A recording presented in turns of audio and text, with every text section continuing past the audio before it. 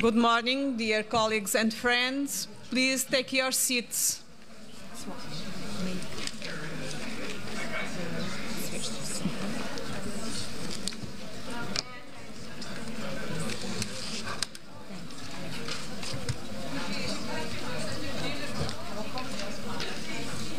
Dear colleagues, please.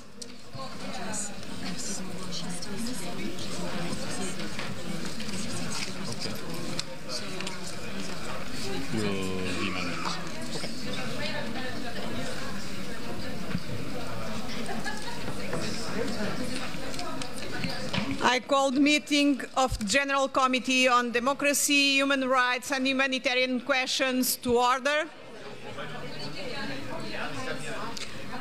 I call this committee to order.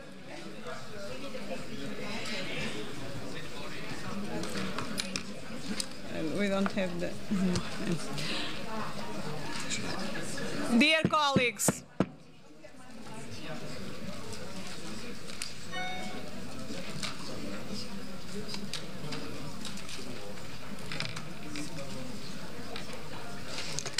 the agenda of this meeting has been distributed.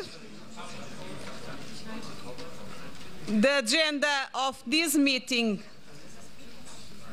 has been distributed. Could I please invite to adopt the agenda? Are there any objections? The agenda is adopted. Before I begin, can I ask anyone speaking from a prepared text to hand the text to the Secretariat in advance?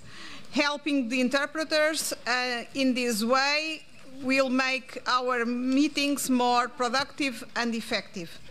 May I remind dear colleagues that election of committee officers for the 28th annual session of the Assembly will take place during the committee's final session Tuesday, 10th July. Yesterday we completed 3 supplementary items referred to committee by the Standing Committee, and we'll now consider the 1 remaining supplementary item, ongoing violations of human rights and fundamental freedoms. My dear friends, the meeting is functioning. We need conditions to work, okay?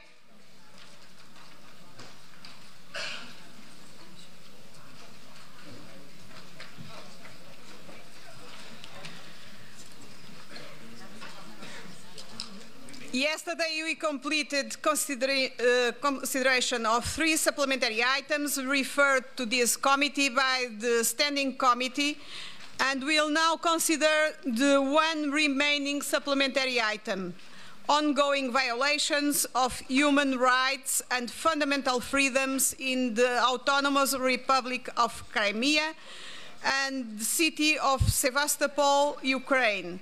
There are no amendments to this item.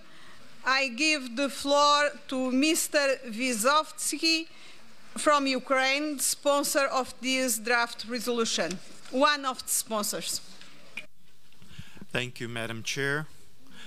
Thank you, dear colleagues. Frankly speaking, I would be glad to present the different resolution of the peace and stability in Ukraine, of non-interference in our internal life, and of the situation that is normal. But unfortunately, for 4 years now, we are forced to speak to you with the problem of the annexation of Crimea and the Russian aggression in Ukraine, and the occupation of our territories at Donbass, Lugansk, Donetsk, and other regions.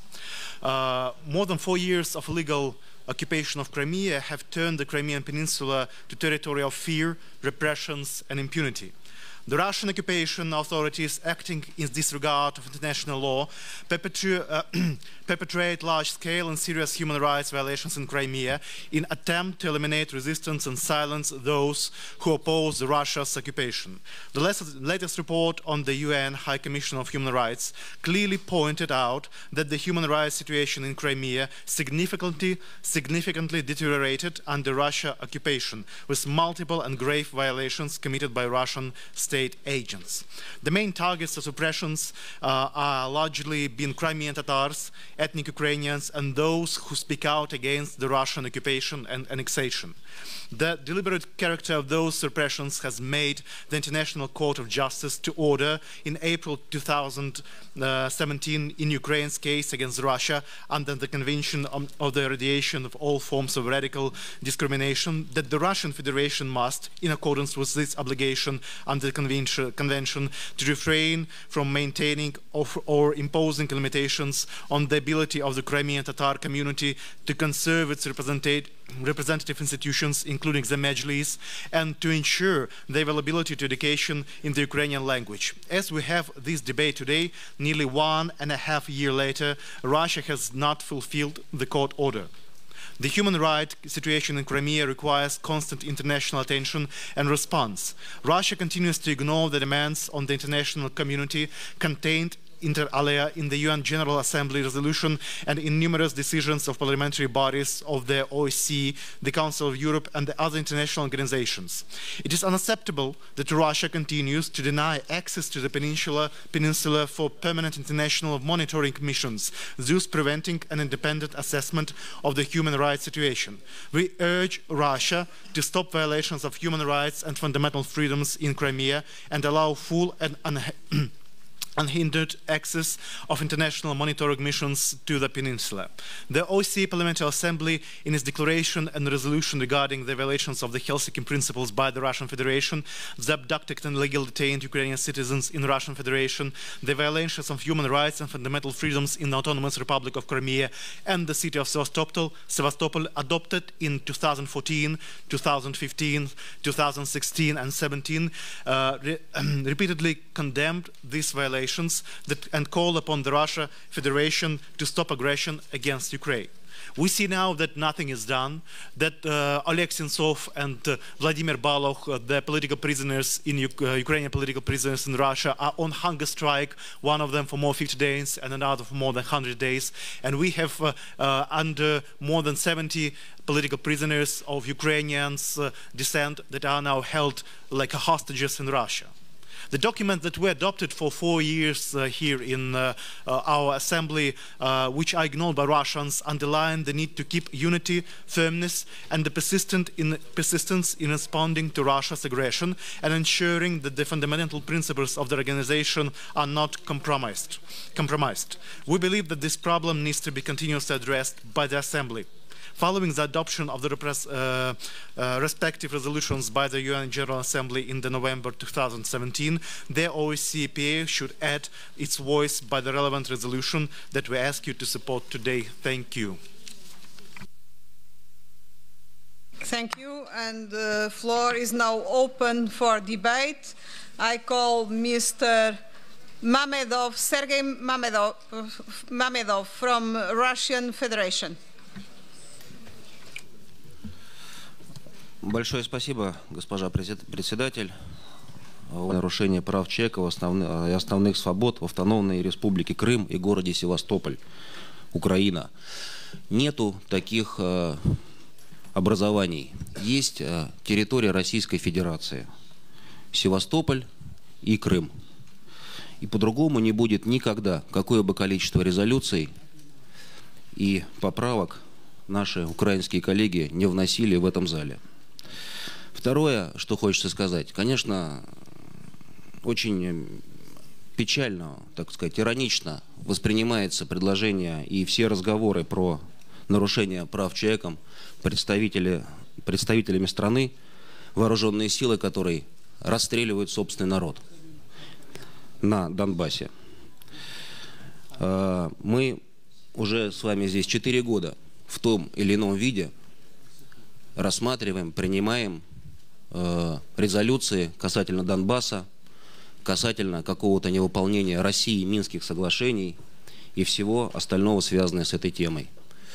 К сожалению, никакого позитива в этом нет. Мне кажется, нам нужно, наконец, уже рассматривать другие резолюции о принуждении государства Украины в выполнении Минских соглашений, о нарушении прав человека в государстве Украина, где за последние несколько лет происходят политические убийства журналистов, где по политическим мотивам закрываются основные телеканалы, и этот список можно продолжать очень долго.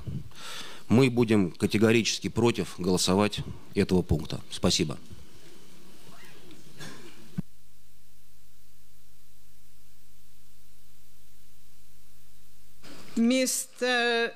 Thank you. Now, Mr. Refat Shuvarov from Ukraine.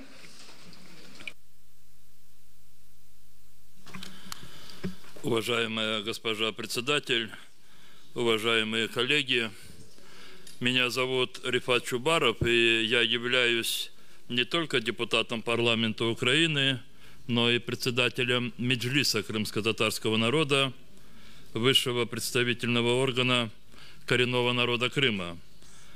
Как вы знаете, захватив Крым и подвергнув его незаконной аннексии, Российская Федерация осуществляет системные гонения и репрессии против крымско-татарского народа, который открыто, мирный, ненасильственный способ выступил против попыток России в нарушение Устава ООН, международных договоров, отторгнуть Крым как часть суверенного украинского государства.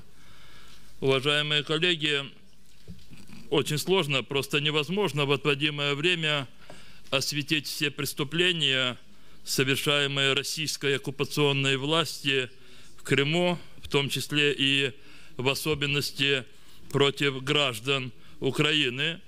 Я просто хочу, чтобы вы обратили внимание на мониторе. Посмотрите, пожалуйста, я понимаю, что фамилии нельзя прочитать. Это список политзаключенных Кремля. Это все жители Крыма, включая и Олега Сенцова, и Руслана Зейтулаева, и Сервера Мустафаева, и Костенко, и многих-многих других. Более 70 граждан Украины находятся сейчас в местах лишения свободы.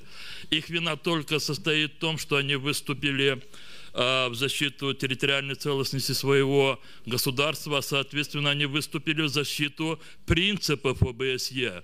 И за это российские оккупационные власти их кинули в места лишения свободы. Более 113 детей, чьи отцы находятся в заключении. Уважаемые коллеги, есть много решений, и в частности решение Международного суда ООН от апреля 2017 года о отмене запрета на деятельность Меджлиса крымско-татарского народа.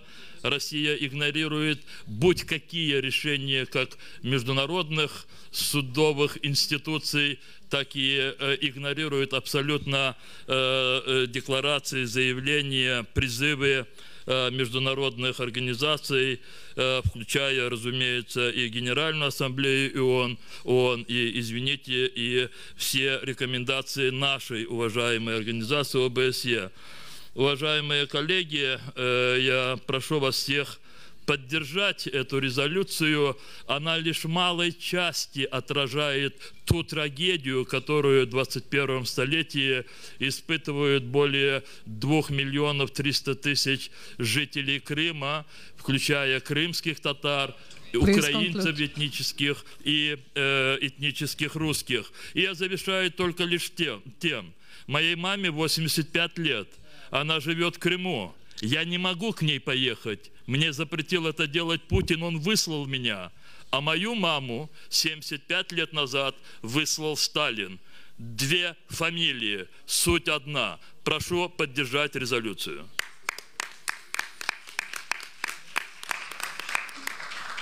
The floor is now for Dr. Fry from Canada.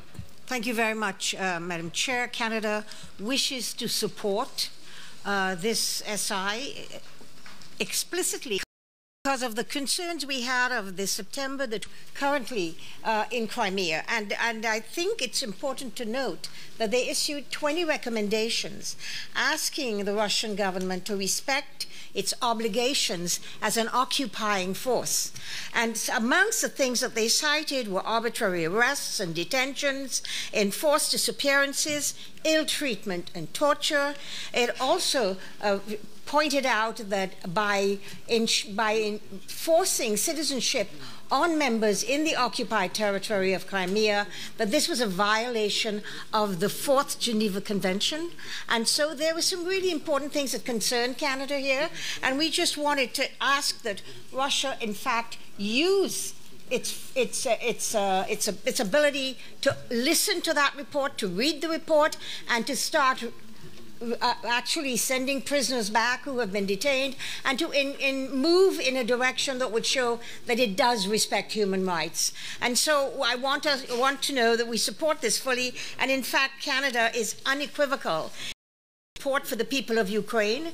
We will continue to maintain pressure, including through economic sanctions, until Russia meets its obligations under international law and respects Ukrainian sovereignty. Thank you. Thank you. Mr. Nikolai Brikin from Russian Federation, the floor is yours. Спасибо, уважаемый господин председатель, уважаемые коллеги. Мне кажется, уже пора прекратить слушать бред, который здесь несут со всех сторон. Значит, нужно говорить о следующем. Резолюция Украины – это очередная попытка выпросить денег у Соединенных Штатов Америки и других стран для того, чтобы потом их разворовать. Вот это нужно прежде всего начинать. Господин представитель Украины, объясняя о том, что состоялся Международный суд в ООН в рамках рассмотрения иска Украины против России, применения Международной конвенции о ликвидации форм дискриминации, в своем предварительном решении не поддержал фальсифицированное обвинение Киева. Вот нужно о чем говорить. Зачем нам нужно здесь врать и придумать сказки? Ну, по существу, что происходит сегодня в Крыму? Развивается федеральная целевая программа социально-экономического развития в Севастополе с финансированием 870 миллиардов рублей. Несмотря на разрушительное наследие украинского периода, социально-экономическое положение полуострова стабильно.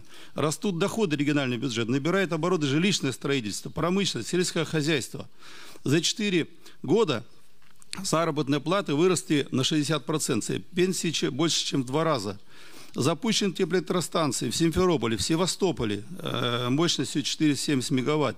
Для стабильного водоснабжения жителей Крыма уже запущено 100 километров нового трубопровода. Вы все прекрасно помните, как Крым перекрывал воду. Где же ихняя забота о человеке? О чем мы здесь говорим? Не надо заниматься кощунством.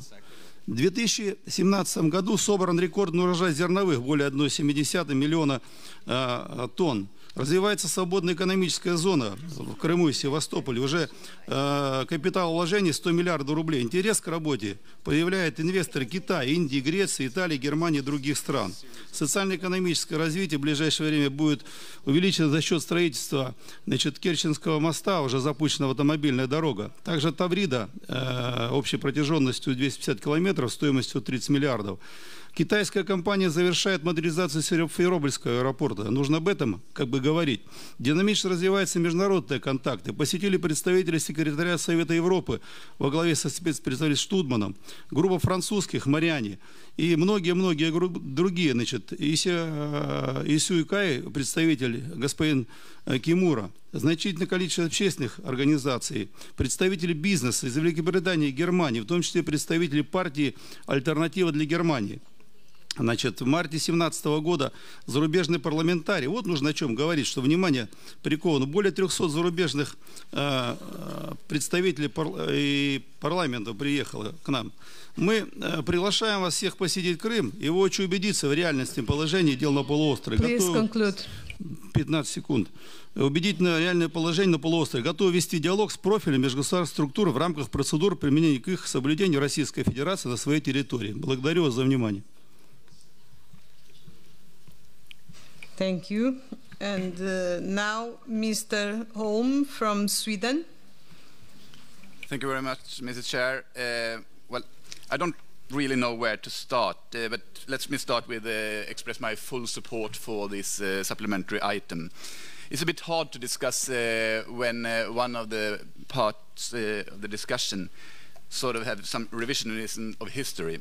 But here is quite clear. Crimea is illegally annexated in clear violation with human rights, with all democratic principles, with everything that the OSCE stands for, against international law and international conventions. And it's quite clear because it is hard to steal. You can steal a lot, but to steal a country, you can't do that without the rest of the world noticing it. And this is very, very clear that we have seen a number of violations of human rights. So my full support to this, and I would hope that we could have a constructive dialogue and try to find solutions. But then that's very hard when we can't have a discussion that reflects reality and history. Thank you very much. Thank you. Mr. Artem Turov from Russian Federation. Добрый день, уважаемые коллеги. Хочу напомнить, что Республика Крым и город федерального значения Севастополь вошли в состав Российской Федерации на основании общегражданского референдума, прошедших в этих территориях, после госпереворота, совершенным на Украине при поддержке ряда западных стран в нарушение многих международных договоров и резолюций. Вы знаете, какой результат был на референдуме. Более 90% жителей Крыма и Севастополя поддержали то, чтобы два этих субъекта Российской Федерации уже вошли в состав нашей страны. И я хочу просто привести пример недавних выборов президента Российской Федерации, которые подтверждают, что то, что произошло в 2014 году, нашло отражение и поддерживается гражданами России, проживающими на территории Крыма и Севастополя. Явка на выборах президента 18 марта 2018 года составила 71,43% избирателей, проживающих на этих территориях, где с уверенной победой 92% победил действующий президент России Владимир Владимирович Путин. Поэтому мы с вами видим, как развивается реальная экономика Крыма, какие инфраструктурные проекты реализуются. Это можно взять и открытие в этом году машинной части, автомобильной части Крымского моста, строительство дорог Таврида и многих других инфраструктурных проектов, которые реализуются на этой территории. Можем сказать одно, что нарушение прав человека идет со стороны Украины, которая постоянно пользуется запрещенной в России экстремистской организацией Меджлис крымско-татарского народа. К сожалению или к счастью, это только малая часть крымских татар. Я могу вам сказать, что в Крыму действует больше 30 некоммерческих организаций крымско-татарского народа, которые ведут активную работу в общественной и политической жизни Российской Федерации и работает в рамках общественных организаций на территории этих двух субъектов Российской Федерации.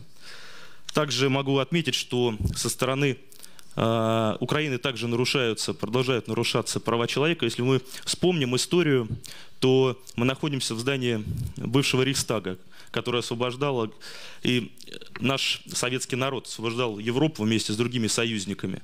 А на территории Украины как раз в государственном перевороте участвовали возродившиеся нацистские неофашистские организации, которые сейчас ведут эту работу на территории Украины. Давайте вспомним случившееся в Одессе в мае, когда погибли в здании профсоюза мирные жители. Расследование до сих пор не проведено. И люди, которые участвовали в этом, не наказаны. Спасибо.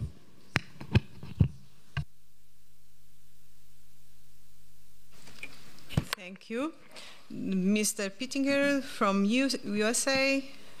Thank you, Madam Chair, distinguished colleagues. The United States declares our unwavering bipartisan support for the sovereignty, territorial integrity, unity, and independence of Ukraine within its internationally recognized borders, and call upon Russia to do likewise in the case of Ukraine and all of its neighbors.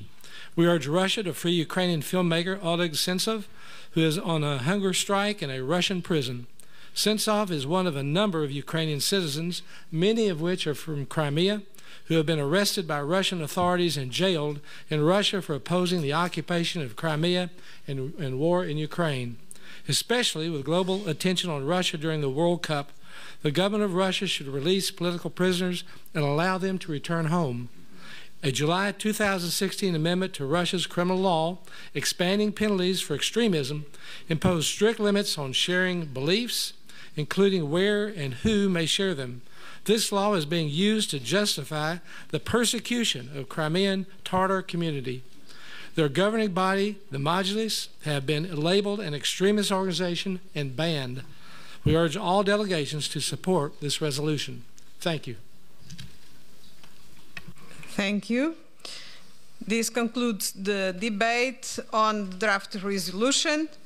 I propose that we now move to the vote of the draft resolution. So, those who are in favor of the resolution, please raise your cards. Those who vote in favor.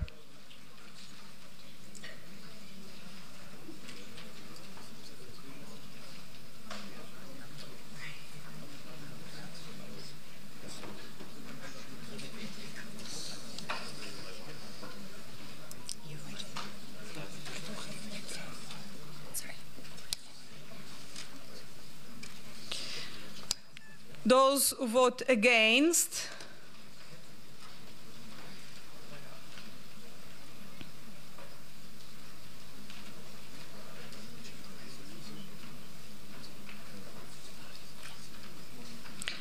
Abstentions. 5, 7.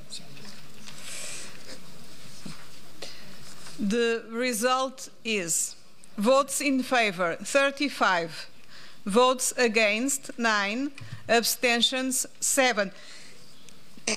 Excuse me. The draft resolution is adopted.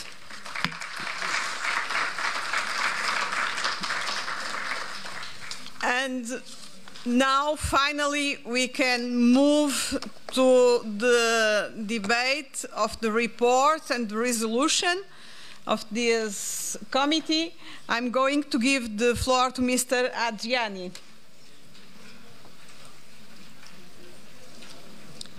Thank you, Madam President. Thank you, Madam President. And I want to say sorry for the delay because of the bank crisis in my country. Unfortunately, I came later yesterday.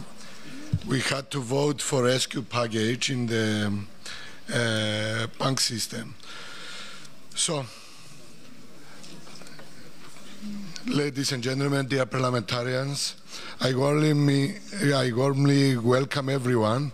Our presence here today shows the importance of our report on the contribution of human rights and democracy to security and cooperation in the area of OSCE and more generally its impact on humanity. Today, all of us, MPs and our national parliaments need to confirm our commitments to human rights. The human rights are universal, indivisible, interdependent, and interrelated. The promotion and protection of human rights is a matter of priority for the OSCE community and furthermore for the national parliaments. Today in Berlin, once again, the national parliaments, through members, have to call their countries to take all those measures to fight racism, xenophobia, and hatred, to ensure the participation of the poorest people in decision-making. I regret to see a step back in respect for human rights and the rule of law. We are heading in opposite direction as far as the rights of refugees are concerned in terms of legitimizing wars with people targets using chemicals or other weapons. Racism and xenophobia through hate speech lead to discrimination across societies. The woman is unable to defend her choices and her body. Criticism is criminalized, and human rights defenders end up in prisons. The independence of judiciary is being circumvented, while the freedom of expression of independent media is being prosecuted. Today, we must see that in many parts of the whole world, human rights are under oppression. They cease being the priority. The legitimacy of human rights is under persecution. The implementation of human rights is in setback. In many countries, we see political parties shaping the political agendas towards the use of violence and oppression. During the past year, the human rights situation continued to deteriorate in certain parts of the OSCE area. All crises have deepened, new crises have emerged, and the commitment to values enshrined in the Helsinki Final Act seems to have weakened further. In my report and draft resolution, I have tried to establish how best the OSCE Parliamentary Assembly and national parliaments of participating states can contribute to reversing this negative trend and to assure participating states enhance commitment to their human rights obligations. Regarding human rights in conflict areas, the first thematic area, we cannot but acknowledge the unspeakable humanitarian tragedy in Syria and the unabated atrocities perpetrated against civilians, among them innocent children, the continuation of the conflict in Ukraine, the standstill of protracted conflicts in the South Caucasus, and escalating tensions and polarization in West Balkans, where the forces of aggressive nationalism and revisionism are becoming more vocal. Particular focus is put on citizens in occupied territories across the OSCE area, which are deprived of their basic human rights, while ghost towns have been created as a result of military aggression, forcing their lawful population to become internally displaced persons or refugees. In light of the above, I wish to remind through the report and the draft resolution that international humanitarian law must be upheld during armed conflicts, and that in areas under foreign military occupation, human rights are applicable in their entirety, irrespective of ongoing or pending political negotiation that might hopefully restore international legality. Another area of focus in my report and draft resolution concerns human rights under a state of emergency. In Turkey, the human rights and rule of law situation has not ceased to deteriorate and has been impacted by the prolonged states of emergency, which is yet to be lifted, and within which is critical referendum and the latest election process were carried out. The rights of refugees and migrants could not but form another thematic area of the report and draft resolution.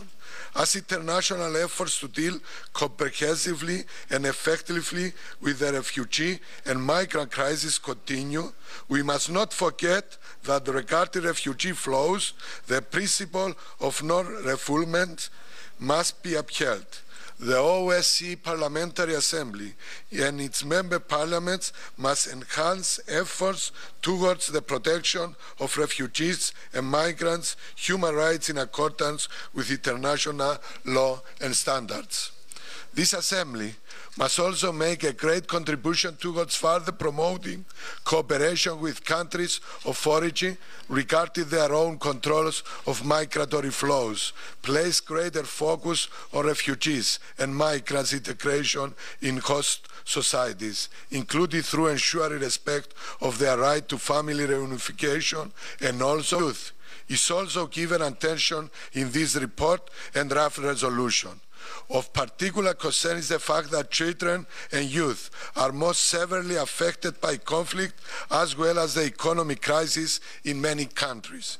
Inclusive education, inclusive human rights education must form part of OSCE's approach.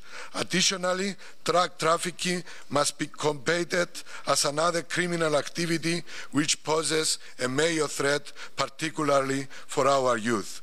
Another thematic area deals with the state of democracy, human rights, and the rule of law in our area.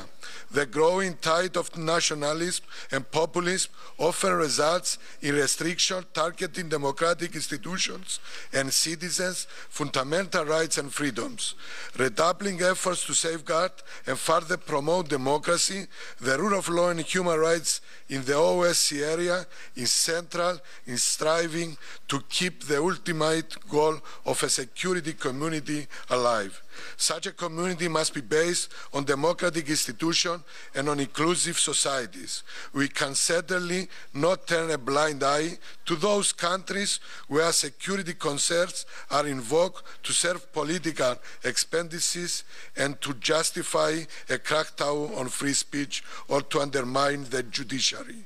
A common code of conduct should be elaborated at the level of OSCE Parliamentary Assembly, but also on the level of national parliaments to regulate nationalistic rhetoric by MPs. Moreover, a number of alarming phenomena are also being highlighted. Violence and tension on religious grounds, intolerance and discrimination against Christians, Muslims, Jews, or members of other religions, the persecution of lawyers, repressions against human rights defenders, journalists, the shrinking of space for human rights defenders and NGOs to operate across the OSCE area must also be highlighted as major human rights concerns. In addition, extrajudicial executions, abductions, and forced disappearances are worrying phenomena that need to be addressed, while prison conditions in various participating states, both east and west of Vienna, must also be improved. At the same time, excessive use of force by the police, particularly during policing of assemblies, must be subject to strict conditionality based on human rights principles. Another modern threat to our democracies that I choose to include in the report and draft resolution is cyber warfare, propaganda, and fake news, a phenomenon flourishing in social media, carried out by state or non-state actors. It violates citizens' rights to receive real and impartial information and seriously undermines good governance. Last, I choose to underline the role of parliamentarians in election observations in OSCE area with a view to stress that it is crucial that the election monitoring process be standardized and that the OSCE firmly insist on participating states strict observance of a set of standards and gives precedence over bilateral arrangements for election observations missions. Throughout the draft resolution, I made every effort not to point the finger to any particular country where possible, since our common goal is to sustain a security community where human rights commitments are upheld, democratic standards are being met, and humanitarian law is respected. I would like to thank all those who submitted amendments to improve or expand the scope of this text, which I am very eager to discuss. Thank you very much. Thank you, my friend.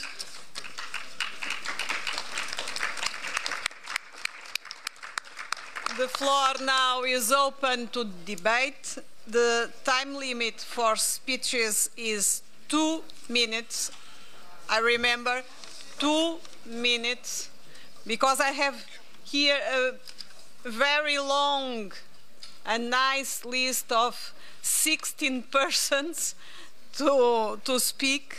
I'm sorry, but I will try to be generous, but in limit 2 minutes. And in the end of the first speech, I'm going to close the list of inscriptions. When finished the first speaker, I will finish this list, okay? It's clear for everybody? Now, let's go. First speaker is Mrs. Eddie Fry, Dr. Eddie Fry from Canada.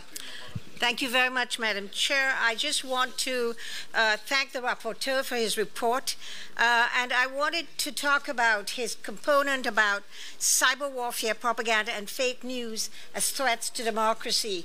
All of us in the OSCE region know that we have been struggling with false information, and we know that false information can move markets, destabilize political institutions, and potentially affect electoral outcomes. Now, rumors, propaganda, and disinformation is not new. It has existed since the beginning of time. But we're facing a particular problem in this new social media in that rapidly advancing technologies, the reliance of most people on social media, and the polarization in our society about any controversial topic, and the increasing sophistication amongst hostile actors who use the internet to spread disinformation. The foundation of democracy is based on a freedom of the press and on the right of citizens to know and to understand what's going on. And so disinformation spread through the internet is very much against democracy and democratic institutions. And so while we support freedom of the media, we support freedom of social media, one has to recognize that it is important that news and media is verifiable and accountable. And that is something that we have to guard very strongly against. I think we know that misinformation has been going on and that it has affected the course of elections around the world. So we have to inform citizens, we have to help them to learn critical use of the internet, and we have to increase resistance to hacking. In Canada, we've taken this problem with regard to democracy very seriously, and in fact, we've been working, as I think we all should, with private sectors who will begin to look at how we can make Facebook and news aggregators have agreed to look at verifying some of their information. So I am pleased to see you speak to this in the report, and I want to talk about how we can work internationally to collaborate to increase journalism that works on ethical guidelines and that has accurate and verifiable information. Thank you. Thank you. Mr. Tahir Mirkishli from Azerbaijan. Thank you very much. Dear colleagues, I want to thank Mr. Hajiani for this comprehensive and very useful report. He tried actually to cover all modern aspects of the topics. I would like to touch to the cyber warfare aspect of this report. This topic is very crucial, and impact of cyber technologies to the executive and legislative power is increasing every day. The information weapon became the real global scale threat, which should be dealt with very seriously. I think that we need to review various gaps existing in the scope to comprehensively eliminate the problems. The first one, we witness numerous cases when different transnational corporations use the weakness of the existing regulative system and collect users' personal data. The recent situation with one of the social networks, like the Facebook, made it clear that too much information is collected on the users, and they can cause great damage in case of some criminals to get these information. The second, the widest range of political, industrial, and other strategic facilities became the victims of cyber attacks. The problems in the field of ensuring cybersecurity at the modern period cannot be fully resolved by traditional measures. The third one, while the economic, military, and other traditional spheres of the international relations are regulated by the domestic and international law, and the parity can be observed also, cybersecurity issues are still not regulated on the satisfactory level. Finally, I would like to express my support to the idea that was done by Mr. Hajiani, that the comprehensive approach must be reflected in the work of the OSCE, eventually through a special committee or subcommittee. Thank you very much. Now, Mrs. Jagoda Shakapashka from the former Yugoslavia Republic of Macedonia. Thank you, Mrs. Chair. Dear colleagues, ladies and gentlemen. The Assembly and the Government of Republic of Macedonia are firmly committed to the implementation of efficient reforms, development of democratic values, rule of law, respect of human rights, functional institutions in the service of citizens, accountability and transparency, freedom of the media, independence of the judiciary, membership in the EU and NATO, good neighborly relations and regional cooperation remain our strategic priorities. In the past year, we have promoted a new approach to neighbors and we have shown a capacity to overcome long-standing open issues by building friendly bilateral relations and promoting cooperation.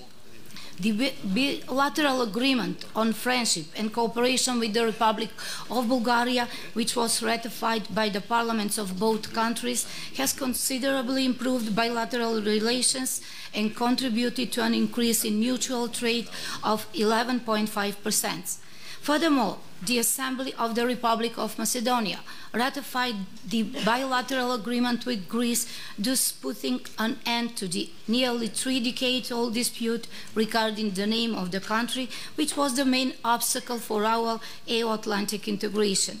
In the spirit of European democratic manners, when it comes to major national decisions, the citizens will decide on the fate of the agreement on overcoming the differences regarding the name in a referendum. I am convinced of the positive outcome of the referendum, which will be held in the autumn, because the citizens know how to recognize and support the right solution and make the right decision for their future. The referendum will be followed by constitutional amendments in the Assembly of the Republic of Macedonia and ratification of agreement in the Greek Parliament. Thank you very much. Thank you. Mrs. Bahar Muradova, the floor from Azerbaijan, the floor is Уважаемый yours. докладчик, я благодарю вас за то, что в докладе в проекте резолюции много внимания уделено затяжным конфликтам. Мы вчера и сегодня достаточно много говорили о людях, чьи основные права в последствиях конфликтов грубо нарушаются. Наши слова, слова политиков, бывают ценными лишь тогда, когда отражают суть наших действий. В обратном случае лучше помолчать, чем оправдывать свое ложное представление о высоких ценностях. Тем самым прикрывая свои интересы, переступая через покалеченные долгой оккупацией, изгнанием и этнической чисткой судьбы и чаяния пострадавших от конфликта людей, цинично называя это этнической несовместимостью. Я уверена, что это не что иное, как то, что представители, оставшиеся ныне в меньшинстве, и со страхом расплаты за содеянные за последние несколько лет многочисленные преступления не только против своих соседей, но и своего народа называют это борьбой за ценности с интересами в Армении. Но я не об этом. История появления конфликтов, ход процессов и результаты разнятся, так же, как и статус-кво в каждом отдельном случае. В некоторых зонах конфликта местное население, как и прежде, продолжает проживать на своей исторической родине и находящихся ныне под оккупацией регионах. В другом же коренные жители, подвергнувшись этнической чистке, стали вынужденными переселенцами на своей родине. Когда-то переселенные в эти регионы люди, ставшие заложником оккупационной и сепаратистской деятельности, вынуждены жить в моноэтническом составе, например, в Нагорно-Карабахском регионе Азербайджана. В рамках условий существующих конвенций считается невозможным в полной мере определить нарушение прав человека людей, живущих в оккупированных регионах, ищущих убежище и других странах и ставших вынужденными переселенцами на своей земле.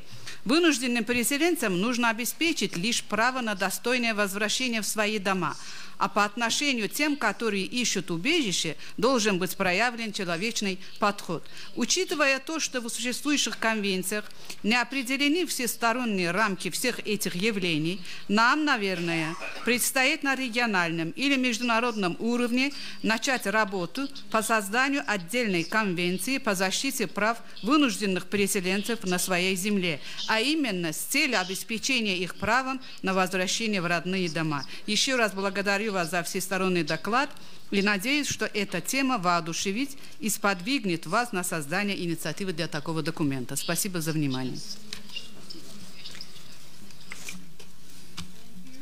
Thank you. Mrs. Anastasia Gakara, from Greece. Ladies and gentlemen, the topic of this annual season could not be more relevant in the current climate of growing East-West tensions, geopolitical confrontation, and of course during this really serious European migration and refugee crisis.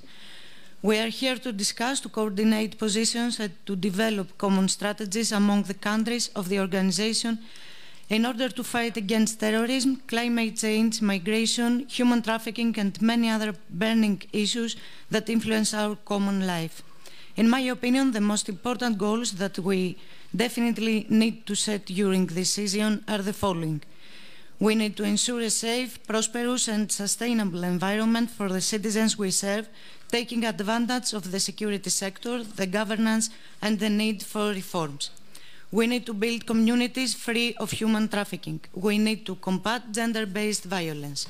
We need strong cooperation and effective coalition in order to build an effective protection framework for migrants and refugees so that we will improve the treatment and the prospects for them in OSCE countries. As a Greek parliamentarian, I am proud that my country was the first to struggle as effectively with this enormous refugee crisis. Greece, as we all know, has been in the eye of the storm and experienced an unprecedented influx of migrants and refugees trying to skip away from war and deprivation in their home countries in the Middle East and South Asia and search for a better and safer life in the EU. As long as the refugee crisis concerns the whole European family, there is an urgent need to provide support for stabilization programs aiming to promote reintegration of migrants, socio-economic development and governance at the local level. Taking into account the comprehensive approach to human mobility, we believe that all the OSCE PA members need to enhance cooperation, especially for the unaccompanied minors that are a particularly vulnerable category who are at risk of exploitation and sexual abuse by smugglers. Please conclude.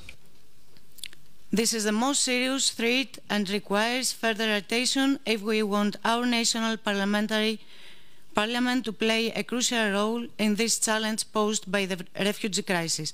Dear colleagues, allow me to argue that there is only way if we want to have efficient political system and influential international organization, the dialogue. Thank you.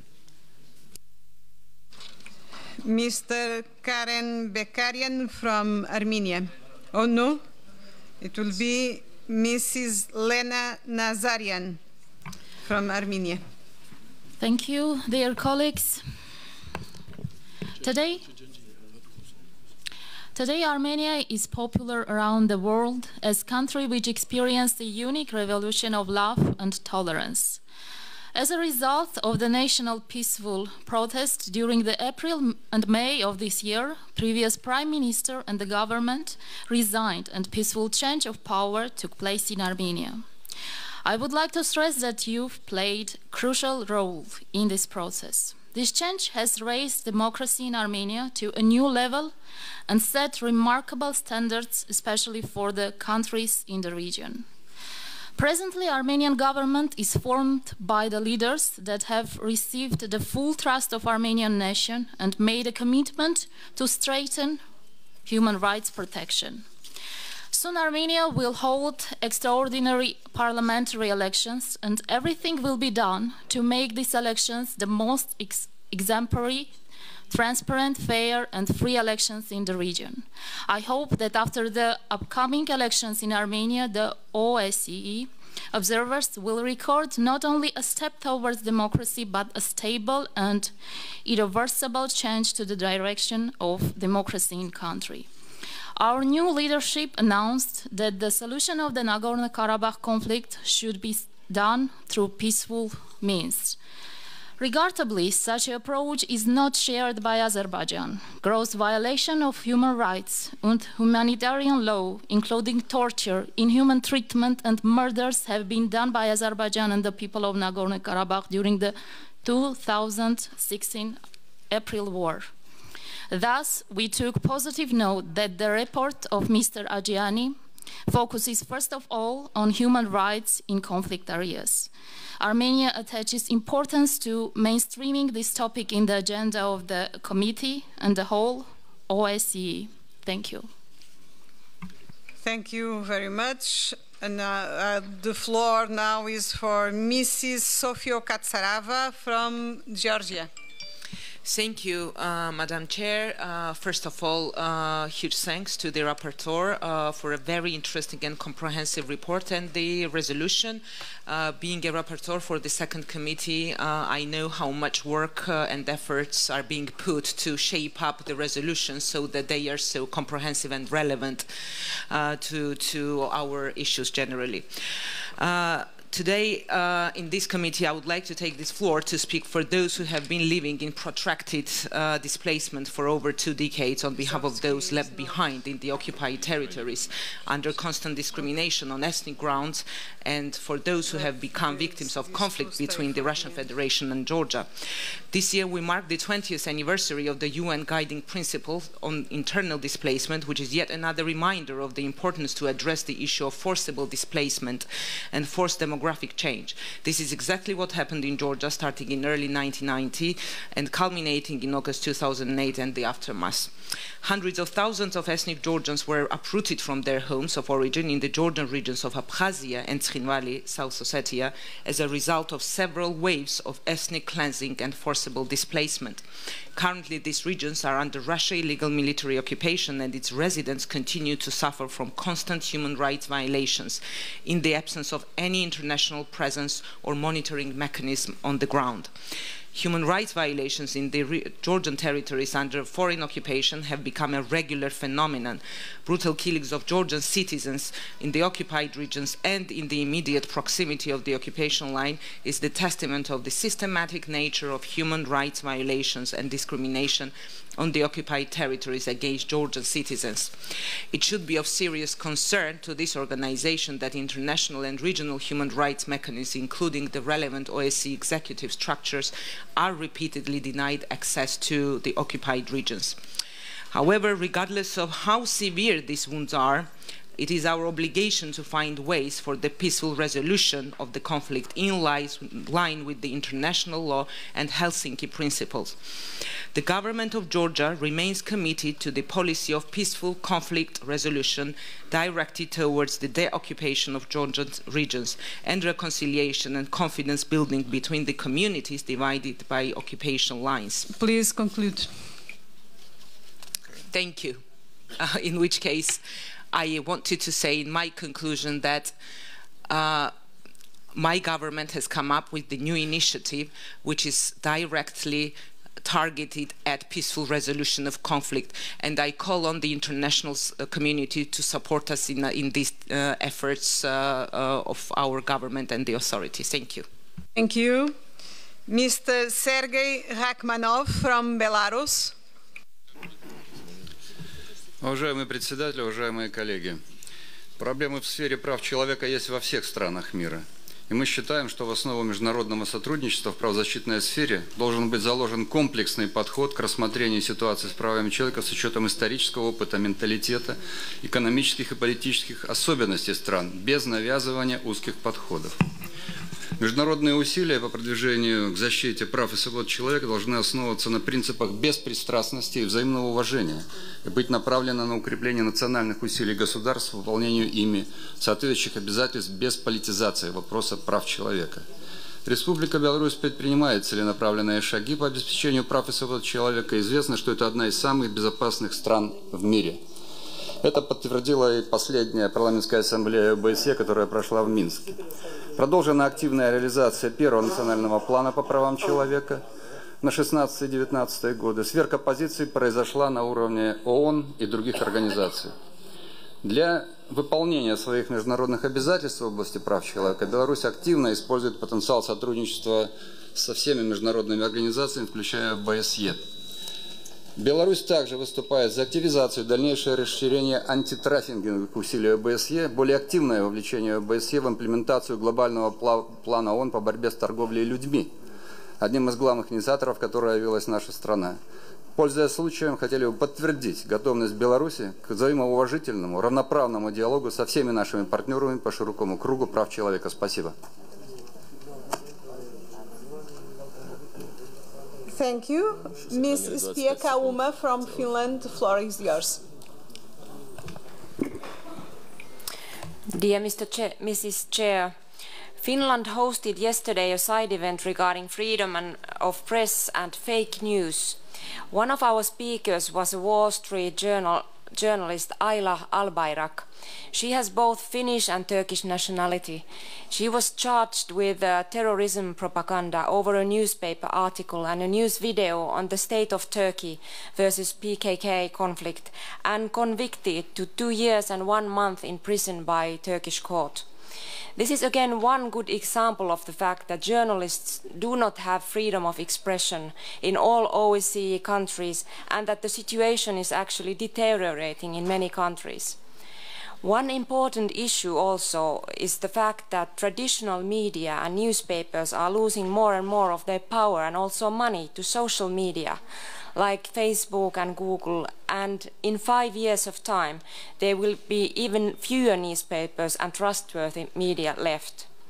But if you think of social media like Facebook and Google, are they enough interested in what is being published on their sites? And do they hold enough responsibility on what is being published on their sites?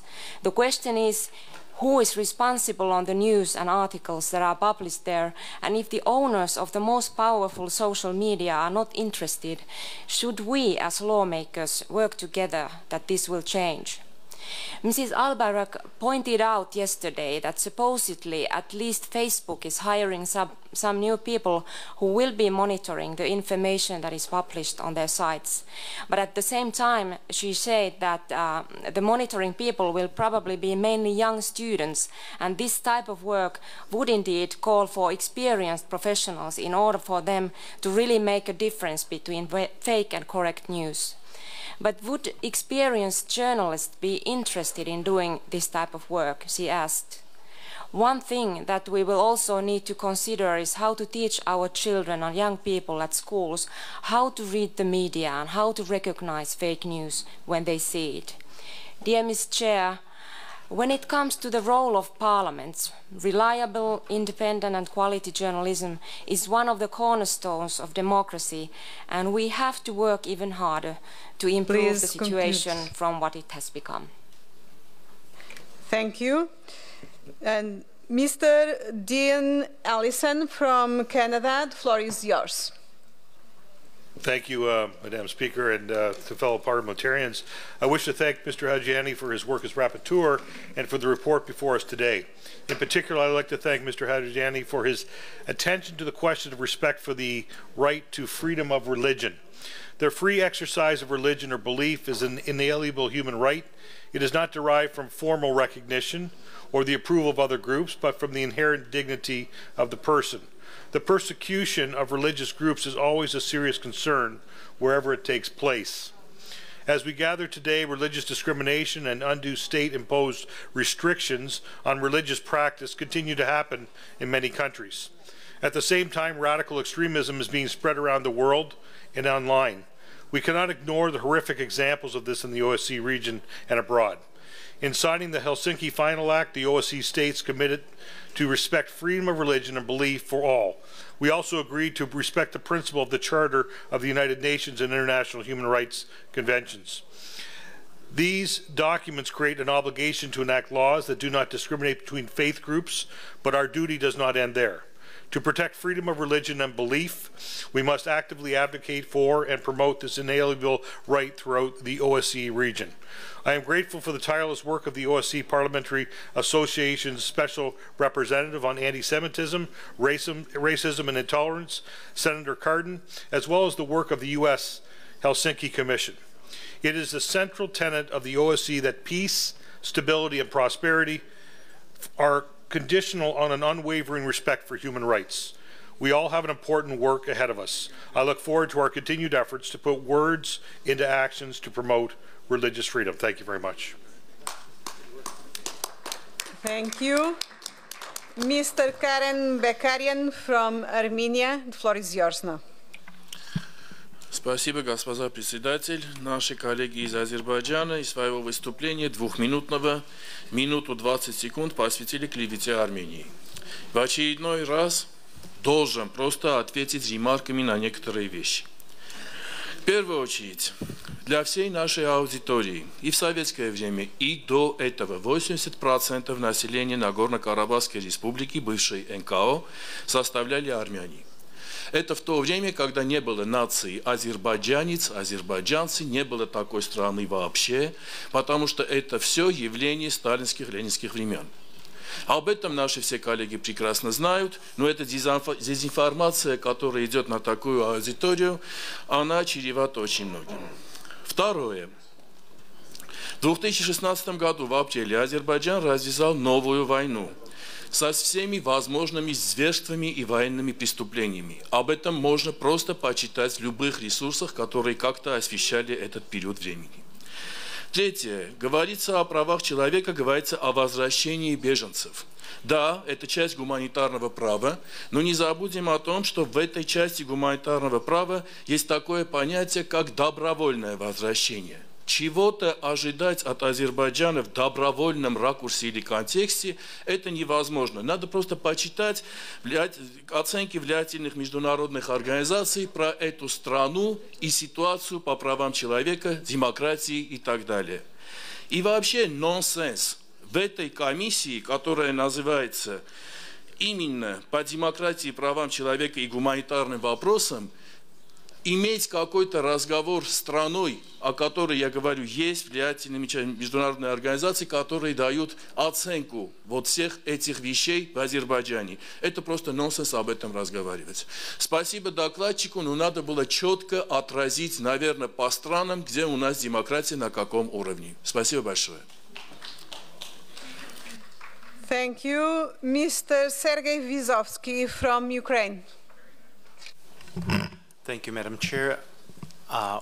During the resolution and during the debates on our Ukrainian resolution, we spoke about Crimea, but we a little spoken these days about the occupied Donbass and the Russian activities of the occupied forces at Donbass. Current time, we see no progress in the real implementation of the Minsk agreements from the Russian side. We see that the Russian officers, mercenaries and fighters keep arriving in Ukraine, and the Russian weapons, including the modern sophisticated system regularly registered by the OSCE SMM, continue to be illegally supplied through the uncontrolled segment of the Ukrainian-Russian state border. Russia often claims, in particular in this hall, that what it illegally sends to Ukraine Donbass is a humanitarian aid. The reports of the OSCE SMM regularly shed the light on what is hidden under the humanitarian disguise. Just in June last month, in June 2019, the SMM spotted on the occupied territory of Donbass torn radio intelligence system and Kornet-guided anti-tank missile. Despite numerous requests by the participant states, the Russia delegation failed to explain how the modern weaponry and equipment adopted exclusively by the Russian army appeared in Donbass. Perhaps today the Russian delegates will have some answers because we think that when you hide something as a humanitarian aid, as in the help for the civilians, you have not, you don't want to put in the humanitarian aid something that will kill someone. And again, I would like to stress every time, please push Russians to free Ukrainian political prisoners, Oleg Sentsov, Vladimir Baluch, and other 70. They are on the edge. Thank you. Mr. Francesco Sorbara from Canada, the floor is yours. Thank you. Colleagues, I wish to speak to you about the critical topic of immigration, integration, tolerance, and respect for diversity. I would first like to thank Rapporteur Hadjiani for his report and the resolution for the Third Committee, which calls on all OSCE participating states to protect the rights of migrants and refugees and to promote in an active way their integration into society. I would also like to commend the OSCE, particularly the Office for Democratic Institutions and Human Rights, for its important work in this area, including efforts to assist states in countering hate crimes against migrants and initiatives that promote long-term human rights-based inclusion and integration of migrants into the OSCE region. As we know, the rate of international migration is continuing to advance rapidly.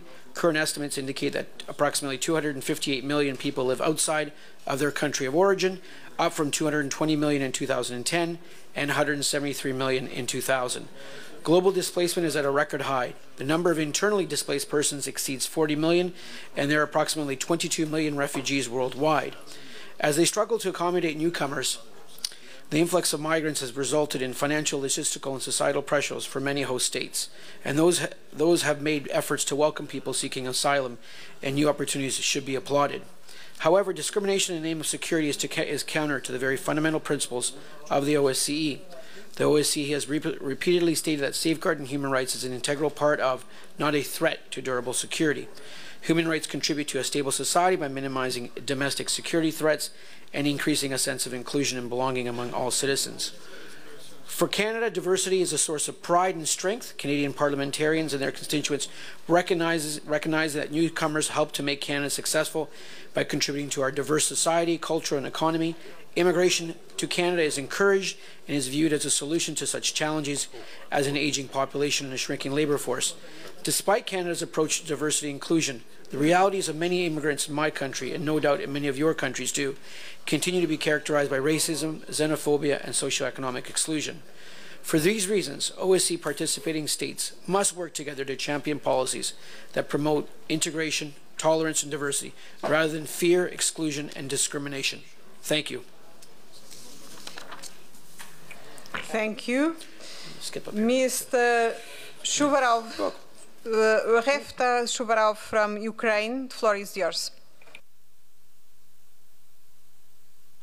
Уважаемый председатель, я бы сейчас снял собственное выступление. Спасибо.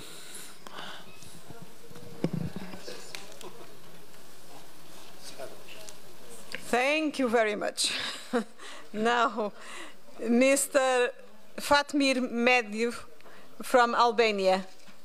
Thank you very much. I would just like to raise 3 points. First of all, you know, democracy and human rights are based especially on respect of the free and fair elections.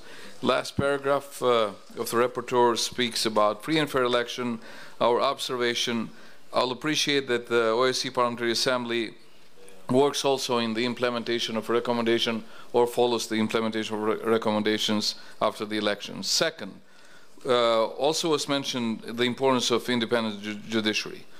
But we need real independence because sometimes, you know, some policies tend to experiment in different countries, like it's happening in my country, for example, that well-praised judicial reform from everybody. Now we are ending to have to be without constitutional court and without Supreme Court, and we don't know where we're going. So it's very important when we talk about the reforms, we go in a thorough reform that really keeps the principle of check and balance. Third, about religion freedom was raised here about the importance of religion freedom, and also we should be aware about religion interferences, especially in the Western Balkans, which led sometimes to radicalization or to political control of the religion. I do appreciate the great relation we have with Turkey, but I hope they will step back from trying to control Muslim religion in our country. Thank you, and we conclude the debate. We will now move to consider the amendments submitted to the draft resolution. 26 amendments have been tabled, and copies of the amendments have been made available. The correct version is entitled AS 18 DRS 3 Amend. In discussing amendments, I will call the proposer of the amendment first, and then we'll call any opponent of the amendment. I will then ask to the sponsor of the draft resolution, Mr. Hadjiani, for his opinion. Following that, I shall put the amendment to the vote. I ask speakers to observe a time limit of 1 minute. I underline 1 minute. We are also required to vote in every paragraph to which there are no amendments. We will now start paragraph 1. Anyone against? No. The paragraph is agreed. Amendment 1. I call Mr. Di Bartolomeo from Luxembourg to present this Amendment 1. Madame la Présidente, d'abord je tiens à excuser M. Di Bartolomeo pour cette séance. Donc nous avons soumis un amendement. Le texte initial du point 2 de la résolution constate un manque de dynamisme de la part des parlements et insinue qu'il n'y ait aucune forme de coopération et de dialogue entre plusieurs parlements. Or, je suis d'avis que la participation à l'Assemblée parlementaire de l'OSCE est justement une forme de coopération et que l'Assemblée parlementaire de l'OSCE est un important forum de dialogue. On ne peut donc pas laisser cette phrase de la résolution sans commentaire. Je propose que les parlements s'engagent à faire mieux, à renforcer les efforts dans la supervision de la tenue des engagements pris dans l'acte final de Helsinki et à développer la coopération et le dialogue entre plusieurs parlements. Je prends cette occasion pour souligner également l'importance de la coopération régionale entre les parlements.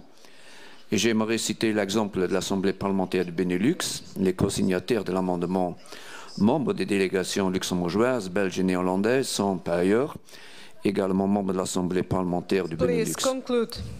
Oui, je vous remercie. J'espère que cet amendement sera soutenu par l'Assemblée. Merci. Thank you.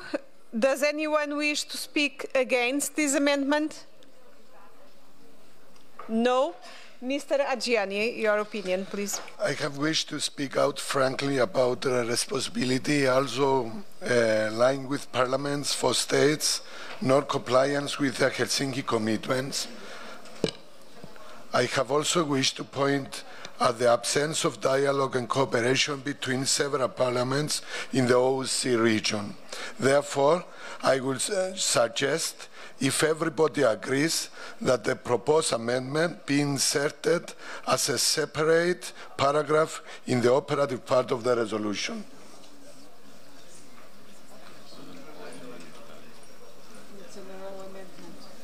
It's an oral amendment. Yes. No opposition to this oral amendment? No.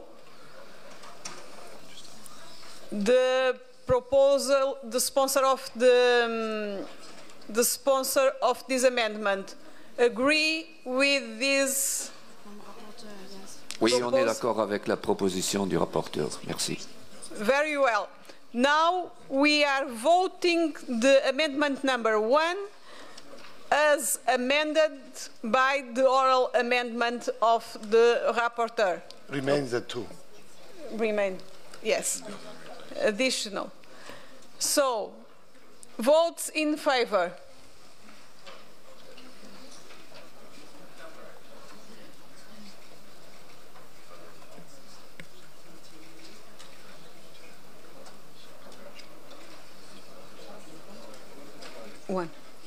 One. Abstentions? 0. The result is votes in favor 48, against 1, abstentions 0. The amendment is adopted.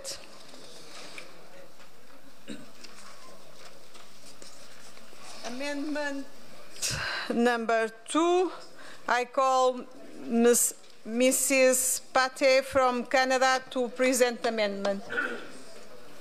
Thank you very much, Madam Chair and honourable colleagues. I would propose the amendment to paragraph 7 of the Third Committee's draft resolution to include that particularly given the horrendous human and social costs to women of sex trafficking, that this warrants special mention in the draft resolution. And I just point out in 2016, an estimated 4.8 million people, almost exclusively women and girls, were victims of forced sexual exploitation, prostitution, and sex trafficking, of which 14% were in Europe and Central Asia. And in that year, more than 1 million of the victims of sex trafficking, or 21% of all of the victims, were children under the age of 18. These alarming stats speak for themselves, and so I ask you to support the proposed amendment in order to draw particular attention to this issue in the resolution. Thank you very much. Thank you. Does anyone wish to speak against? No. Mr. Adjiani? I accept the amendment and thank you very much. Okay. But before put on the vote the amendment, I forgot to vote the paragraphs 3 to 6 together. Before that, I'm going to vote these paragraphs that are not amended, and after I will put to the vote the amendment. Okay? Now, who is in favor of these paragraphs 3 to 6?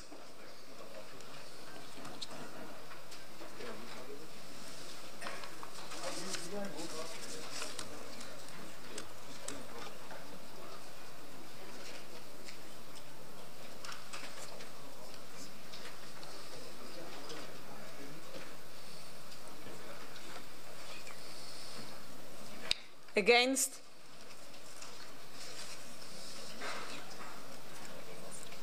No.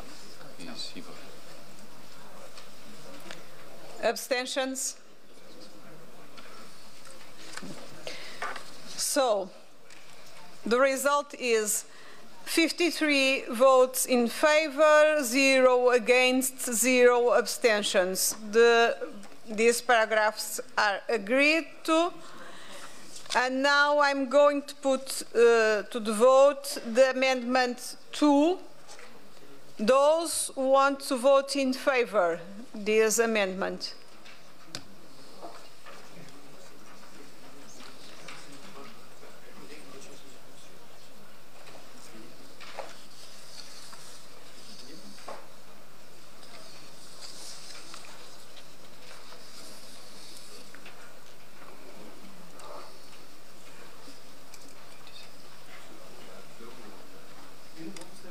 Against? Against? No, 0. Abstentions? 0. We have 56 votes in favor, 0 against, 0 abstentions. The amendment is adopted. And we will move to vote on paragraph 7 as amended. Those in favor?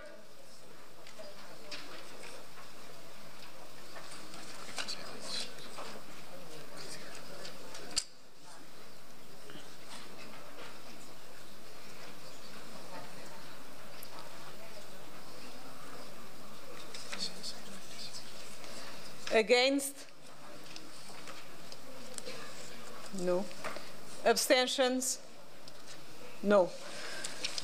56 votes in favor, 0 against, 0 abstentions.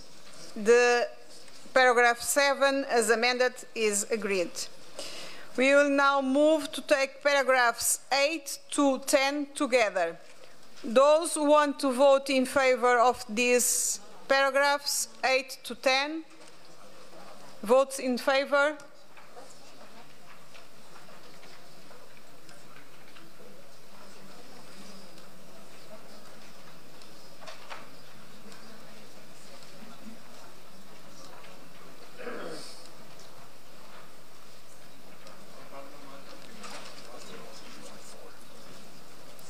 Votes against?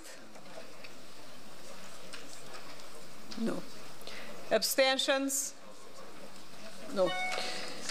44 votes in favor, 0 against, 0 abstentions. Paragraphs 8 to 10 agreed to. Amendment number 3, I call Mr. Moore from United States to present this amendment. I think he is not. Mrs. Miliuta from Lithuania. Thank you, Madam Chair. The amendment is offering to insert a new paragraph, and the arguments are that increased prejudice and acts of violence in the OEC region call for immediate action. ODIHR's Turning Words into Actions project is helping to address anti-Semitism and form coalitions to address all forms of bias and discrimination, but there is still more to do given continuing incidents of violence. The European Parliament's inaugural People of African Descent Week in May highlighted continuing racial disparities in justice and other sectors that have also been raised by Roma, Muslims, migrants, refugees, and other racial, ethnic, religious, and minority communities across the OEC region. Most importantly, it calls on us, leaders, to enhance our roles in the fight and act. Therefore, I invite you to support this amendment. Thank you very much. Does anyone wish to speak against? From United States. Yes, Robert Pittenger, United States. While I have great empathy and concern for the cause of death relative to those of African descent, migrants, refugees, Muslims, and others, I think it's bringing into focus an erroneous conclusion of the actions of law enforcement officers. I think we need to be supportive of law enforcement in greatest measure, and I think this amendment wrongly asserts blame against law enforcement when in fact they're there to protect the people. So to that end, while I respect the concerns of others, I believe that we are misguided in our efforts to not respect law enforcement in their obligations and in what they try to accomplish. Thank you. Mr. Adjiani, your opinion? I agree with the amendment, actually. So I shall put now the amendment 3 to the vote. Those in favor of this amendment, please raise your cards.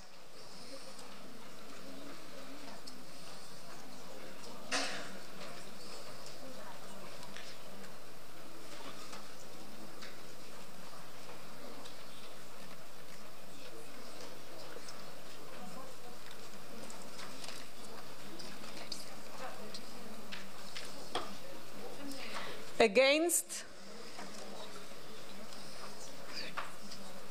4. Abstentions?